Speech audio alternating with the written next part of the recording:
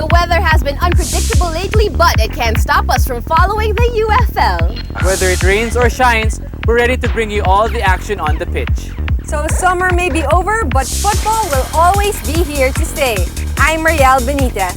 I'm Paulo Buendia. And I'm Mia Capulfin, and this is United Football League, it's our game!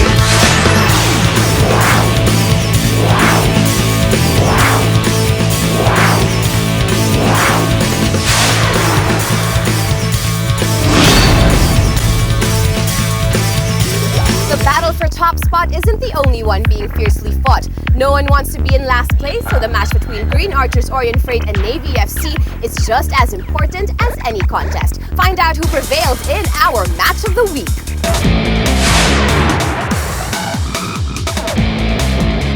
With both squads occupying the last two places in the first division, Green Archers Orient Freight and Navy FC were each raring to move up in the standings. Without 6 players who are playing in the Under-23 National Cup and team captain Patrick Bocobo sitting out with an injury, Green Archers Orient Freight had to shake things up with its starting 11. Against Navy, Archers coach Moncho Garcia employed a 4-2-3-1 formation with Rogelio Law replacing Bocobo as the attacking midfielder, while Tating Pasilan shifted from the left wing to the right wing position. Meanwhile, with only 14 men in uniform, playing coach Lyndon Zamora of Navy FC used his usual 4-4-2 formation with Jimmy Dimzod and Reynald Villarreal on top to do the attacking. Navy had the first chance at goal by Reynald Villarreal's attempt in the 16th minute that went straight into the hands of the keeper.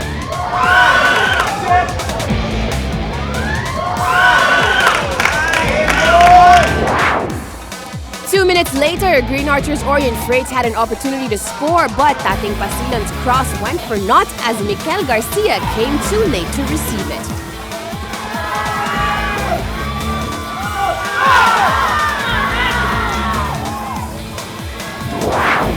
Villarreal had another crack at goal, but he kicked the ball way too high over its target.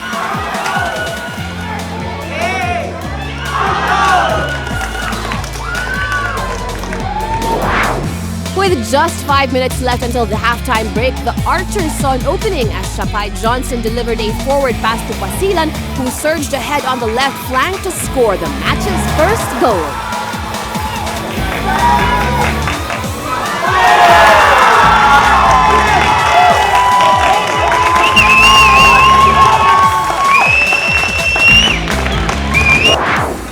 The green side was not done yet though, as just before the halftime whistle, Pasilan faked off his defender before leaving him by the wayside and scoring his second goal. The Green Archers entered the half with a comfortable 2-0 advantage.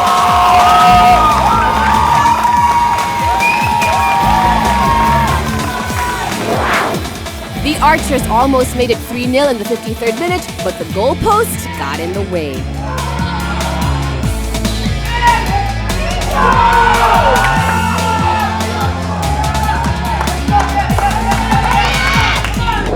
With time rapidly passing by, Navy searched for a goal, but its best chance was foiled in the 73rd minute.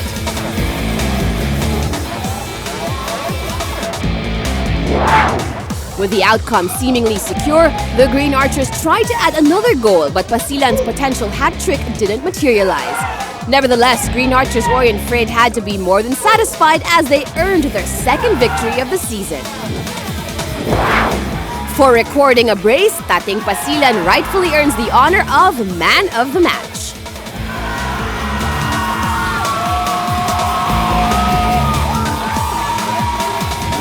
Actually, kailangan mag-step up kami since kulang yung players, kulang yung teammates ko from naglaro sa Under-23. So kailangan naming iangat yung team namin. Well, it feels good. Of course, it really feels good. I think that finally this victory is a good moral booster for the boys. We've been playing very well. Unfortunately, we haven't been able to score those goals, so we're working on the last mile up front.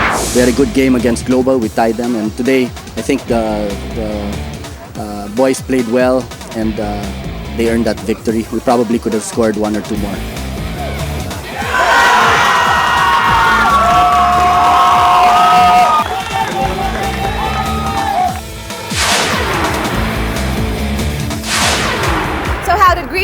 Orient Freight managed to notch their second win of the season. Here's our match analysis.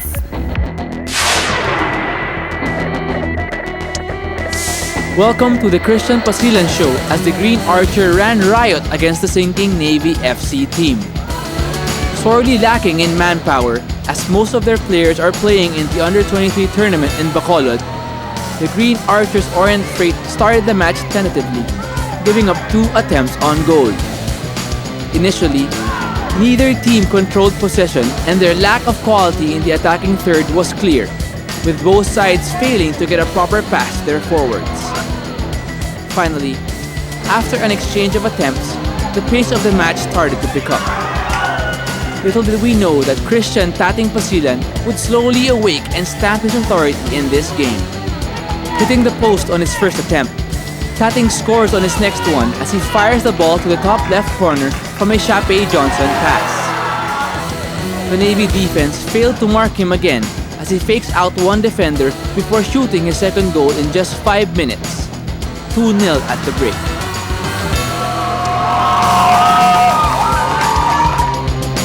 Navy tries to raise their game up a notch with some healthy doses of possession with no end result. Every time Tating receives a pass from his teammates, there is an excitement that comes with it. His speed and skill set is head and shoulders above the rest as he tries to secure his hat-trick. After his few missed attempts, the match starts to settle down, with both teams retaining possession without threatening to score. In the end, Navy FC finds a late surge in them as they dominate the ball in search for that elusive goal. Man of the match Tating Pasilan walks off, 1 goal shy of his hat-trick.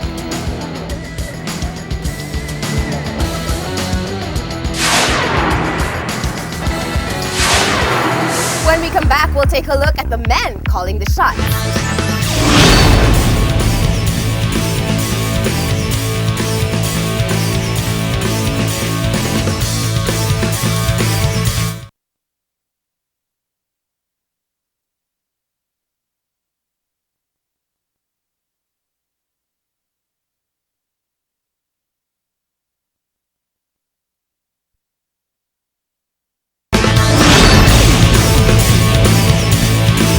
Welcome back. The UFL season is just about over, but you still have time to catch the action here in the University of Makati football fields. So what are you waiting for? Head over here to the University of Makati and watch the matches live for free. As they say, players win games and coaches lose them. Now let's learn more about these men who are tasked to lead their players to victory.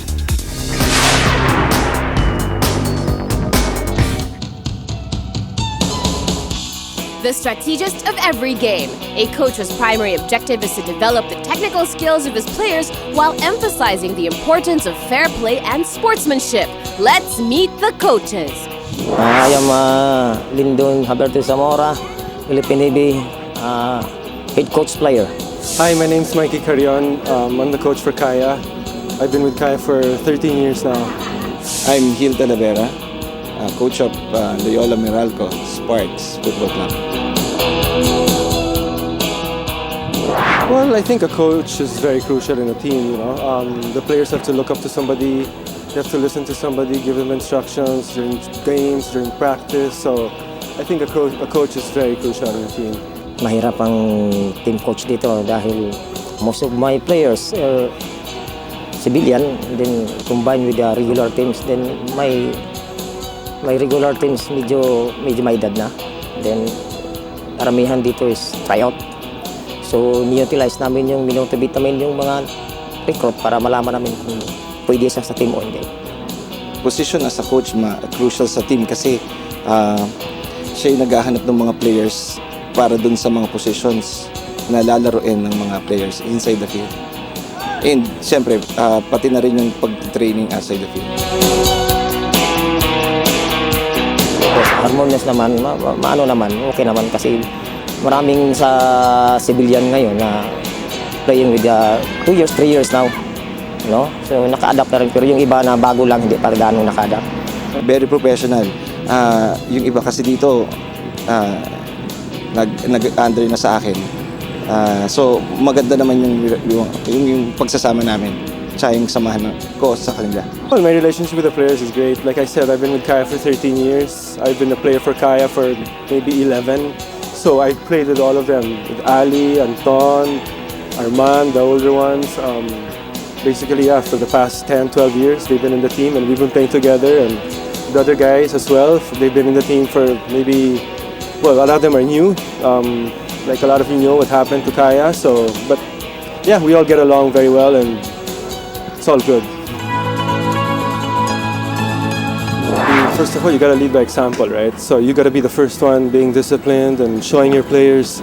Because if you're not following, you're not disciplined and you're not leading, how are they gonna follow you, right? So I guess, yeah, that's it. Magaling dapat siya mag-pick ng mga players na gagawin niya, na ilalaro niya sa mga games. Na dapat alam niya yung personalities din ng mga players para at least alam niya kung sino yung nagwo-work together dun sa game, sa laro. Dapat may relation, magandang relation ang coach sa player kasi sa kanya nakasalalay kasi pag sinabi niyang ganito yung gagawin ng player, dapat sumusunod yung players. Yung dedication niya sa pagko-coach, full-time coach, at saka yung hard work.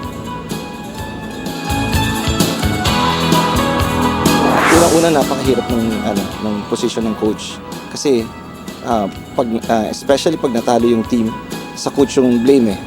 Pero pag nanalo, sa players ang glory. So very mas mahirap yung ginagalawan namin. So lahat ng mata nakatingin parati sa coach. No, yung pag-organize ng team at saka yung expect ng players sa iyo kung gaano ka mag-handle ng teams. No, yun ang bagay na dapat importante sa isang coach na dapat irespeto ka bilang isang coach at sumusunod sa iyo yung mga players.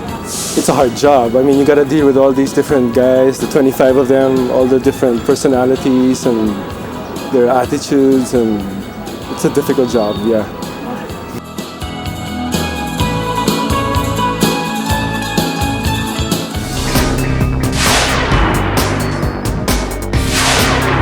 Coming up next, find out if the Navy ship continues to sink or if it shocks the Loyola Meralco Sparks.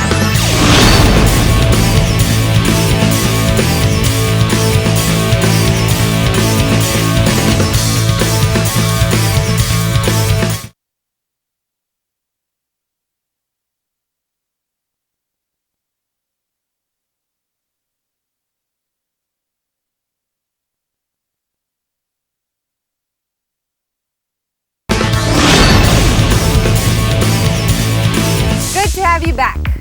With their midweek encounter against Army Fritz and Naxiol IBM called off due to inclement weather, the Loyola Meralco Sparks were raring to get back on the pitch as they took on cellar dwellers Navy FC. Now, did the Sparks shine or did Navy manage to stay afloat? There's only one way to find out, so watch this.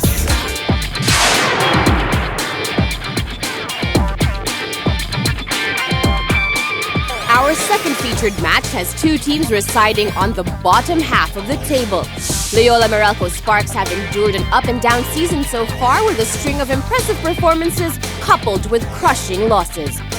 Lady Luck has not favored Navy FC this 2011 season as Navy are still chasing that first elusive victory.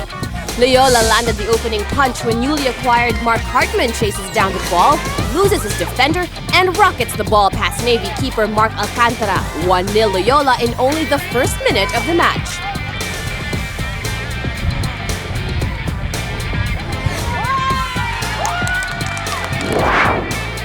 Navy's Alcantara produces a fine save in the ninth that almost goes to waste, but fortunately for Alcantara, Loyola's attempt flies high.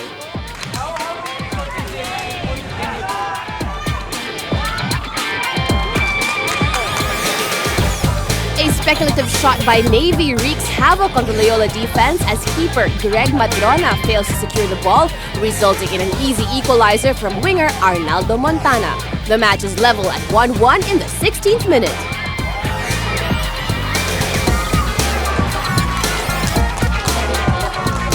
With Loyola charging down the right, Hartman accelerates and leaves the Navy defense behind to launch the ball from just outside the area. 2-1 Loyola.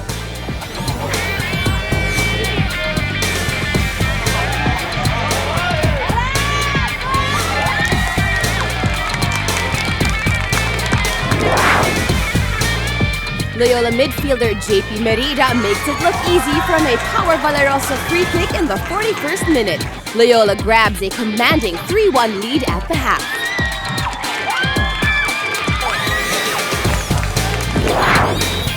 The second half starts the same way as the first, with Hartman hurting Navy FC. Alcantara fails to control the ball, and none other than Mark Hartman was there to nudge the ball into the goal for a hat trick. Loyola would not concede any more goals in the second half, taking full control of the match and collecting 3 points along the way. Played well. Thought the whole team played well, apart from when we conceded 1 goal. But apart from that, a good solid performance. Ito na yung momentum. Sayang lang yung Wednesday na na-abandon yung game dahil sa umuulan, tumigil lang. But yung natapos yung game, dire-diretso pa rin kami ngayon. Nag-start kami sa magandang goal after 1 minute and 20. So, dire-diretso, unfortunately, nakaisa sila. So, medyo bumaba yung game, yung tempo. Then, after a while, dahan-dahan ulit. After the second, nabigyan namin kayo ng third, and then second half, medyo nag-sub na kami ng tactical para makalaro naman yung ibang players.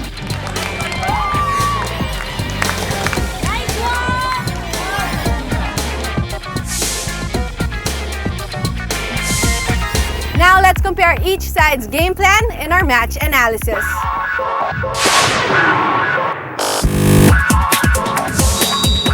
After their 3-0 match against Army Fritz and Maxiol IBM getting cancelled due to inclement weather, the Loyola Meralco Sparks could not wait to jumpstart their match against Navy FC. It only took 1 minute before Mark Hartman scored the first of his hat trick, beating the Navy goalkeeper. With Loyola's 4-2-3-1 system against Navy's 4-4-2 system, it was a one-sided match all throughout, with Loyola dominating possession on midfield. But Navy FC did not give up, and Arnaldo Montaña took the opportunity, converting a goal on Loyola's defensive lapse. Score was tied 1-1 on the 16th minute. However, just before the half ended, Loyola once again sparked their attack, scoring 2 more goals, care of Hartman and JP Merida. It was an unfortunate match for Navy FC, who seemed too slow and unenergized against the quick and organized Loyola. With a hat trick from Hartman on the 55th minute and a 4-1 scoreline, Loyola put their younger players to play as they confidently dominated possession.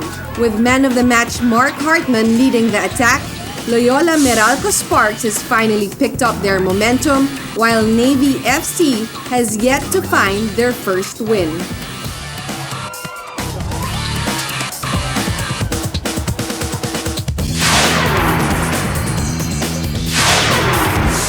Coming up, it's goals, goals, goals after this break.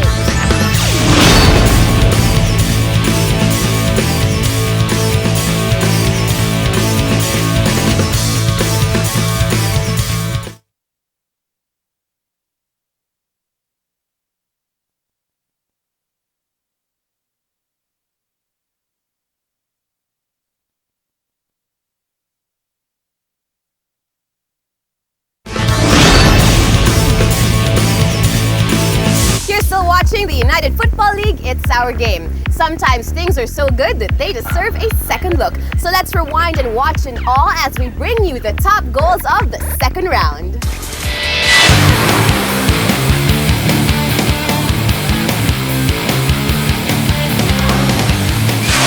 At number 5, Green Archers Orient Freight's Christian Pasilan fakes off his defender for his second goal against Navy FC.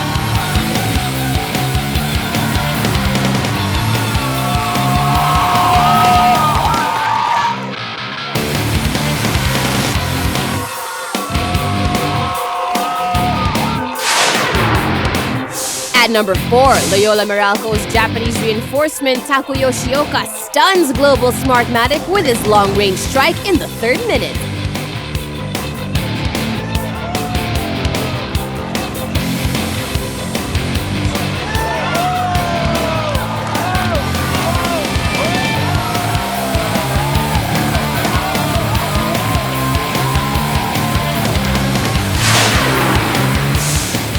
number 3, Misak Bahadoran equalizes for Global with this looping shot from the right side.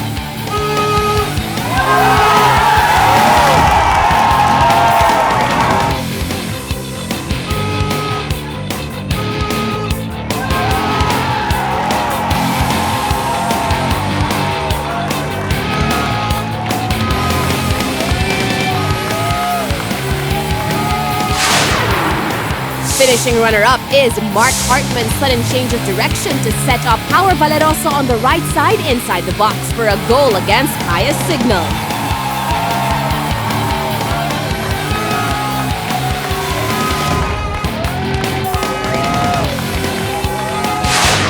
Finally, at number 1, Azcal skipper Ali Borromeo uses his head literally and figuratively as Kaya Signal stuns previously unbeaten Air Force rider in the 90th minute.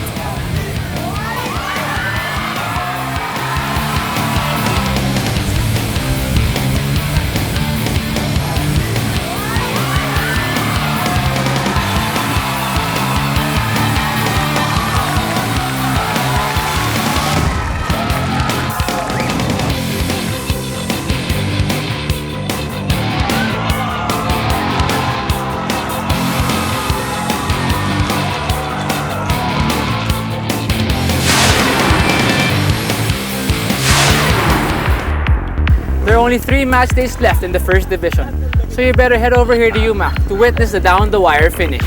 Now here's the schedule of the remaining matches.